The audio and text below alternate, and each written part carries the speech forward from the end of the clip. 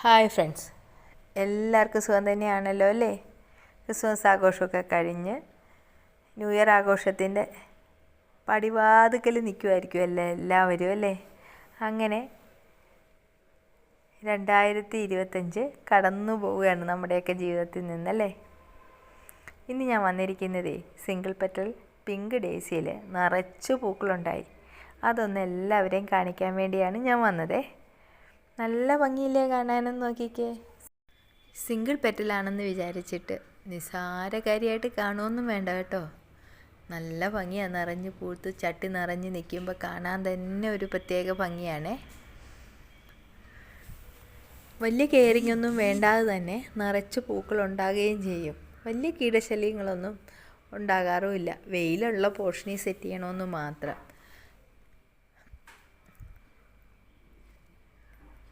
പൂക്കൾ കഴിയുമ്പോൾ പ്രൂൺ ചെയ്ത് കൊടുത്താൽ ചുവട്ടിൽ നിന്ന് നിറച്ച് തൈകൾ ഉണ്ടാകുകയും ചെയ്യും. അപ്പം നിറഞ്ഞ് എപ്പോഴും നമ്മുടെ ഗാർഡൻ നിറഞ്ഞ്, പിന്നെ ഒരുപാട് നാൾ നിൽക്കും എന്നുള്ളതും ഡേസി ചെടിയുടെ ഒരു പ്രത്യേകത തന്നെയാണ്. ഏകദേശം 1 മാസം 1.5 മാസത്തോളം പൂ വാടാതെ തന്നെ നിൽക്കും.